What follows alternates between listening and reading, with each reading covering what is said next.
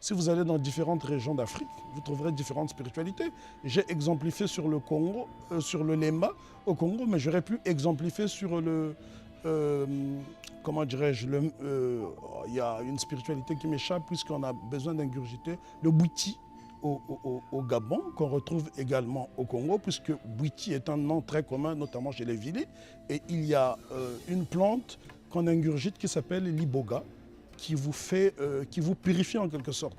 Et d'ailleurs, ces spiritualités, on les retrouve dans le Nouveau Monde, puisque moi j'ai eu ce privilège d'avoir visité l'Afrique et sa diaspora historique. Si vous allez notamment dans la région de Port-Anthony en Jamaïque, vous retrouverez un vaudou qui est très proche du Bénin, qu'on appelle le Pakomania.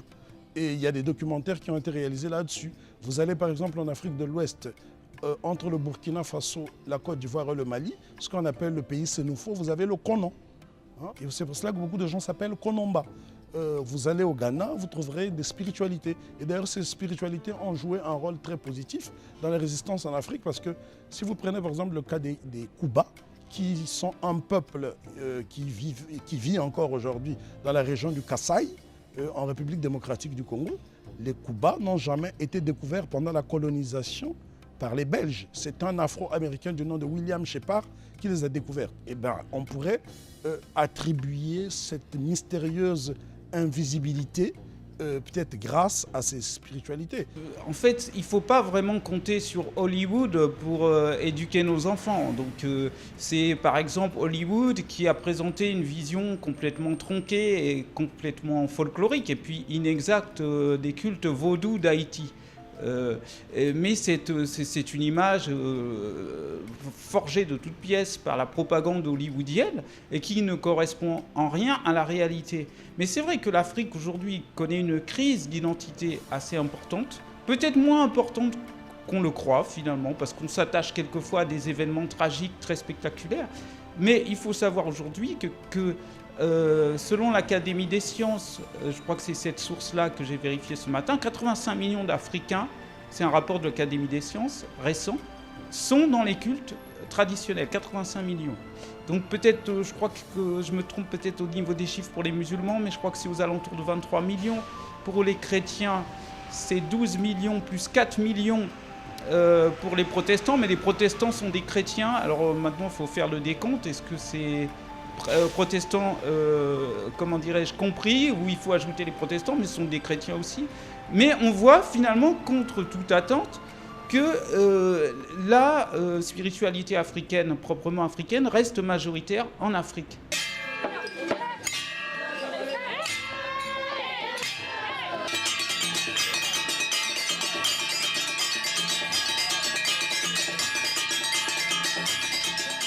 Le prosélytisme des religions comme le christianisme, qui évidemment quand on fait beaucoup de bruit, quand on est très présent sur le terrain, on donne l'impression d'être nombreux et d'être...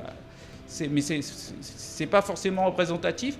Et puis il y a peut-être une différence entre les populations urbaines d'Afrique et les populations paysannes et les populations du reste du pays, qui sont peut-être majoritaires numériquement.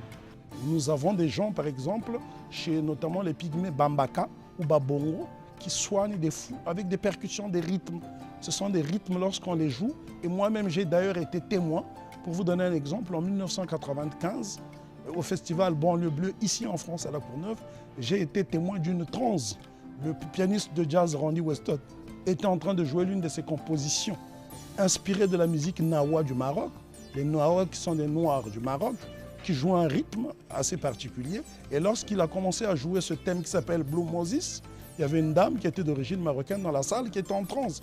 Il a fallu demander à Randy Weston d'arrêter sa musique pour que cela se fasse. Et la scène a été filmée. Donc là, ce sont des phénomènes qu'on peut décrire. Les Africains ont toujours été monothéistes dans leur spiritualité traditionnelle. Et étant donné que nous avons plusieurs ethnies et de langues, chacun a sa propre façon, chacun a son propre nom pour désigner l'être suprême. Par exemple, pour les Dogons du peuple Mali, on dit Ama. Pour les Mandingues, on dit Mangala.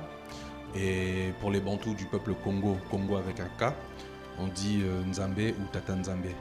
Et pour les Fans, au Bénin, on dit Niamey, etc., etc. Et je tiens à saluer certains peuples et pays d'Afrique qui sont des véritables résistants qui sont restés justement dans la pratique spirituelle traditionnelle et qui ne laissent pas place aux religions étrangères. Et c'est aussi le cas du Bénin avec le vaudou. Avant de dire n'importe quoi sur le vaudou, il faut déjà savoir qu'est-ce que le vaudou, en dehors de ce que l'on peut entendre, ce qui a trait plus au folklore qu'à la vraie pensée spirituelle du vaudou. Au Mali, les Mandingues, les Malinké, les Bambara et les Dogons sont totalement dans la spiritualité africaine. Et au Sénégal, chez les Sérères, les Djola et bien d'autres ethnies encore sont restés dans leur spiritualité africaine. Et au Cameroun, on a les Bamilenké, les Bamoun, eux aussi sont également restés fidèles à leurs croyances ancestrales. Et dans la grande nation du peuple Congo, Congo avec un K, beaucoup de Bantous sont dans la spiritualité qu'on appelle le Boudoudia Congo. Et également dans la région du Niari, il y a ce qu'on appelle le Nzombi, qui est également pratiqué au Gabon. Au fond, les différentes pratiques spirituelles africaines ont toutes une base commune centrée sur la croyance en l'être suprême et sur le fait de prier les ancêtres. Seuls les noms donnés aux éléments spirituels changent selon les différents peuples des différentes zones géographiques d'Afrique. Je vous donne par exemple un exemple. Dans les langues Congo, lorsqu'une personne décède, on dit Nzambiza. Nzambiza, c'est-à-dire Nzambi signifie Dieu. Mais lorsqu'on dit Nzambiza, par exemple, si la personne s'appelle Ernest qu'elle décède, on ne dira plus Ernest est décédé, on dira Nzambiza Ernest. En traduction littérale, ça donnerait les dieux d'Ernest. Mais il ne s'agit pas en fait des dieux d'Ernest, c'est qu'Ernest devient un intermédiaire entre l'être suprême et voilà pourquoi nous avons en commun dans toute l'Afrique la libation. Je crois que c'est là un peu comme le chapelet des Africains.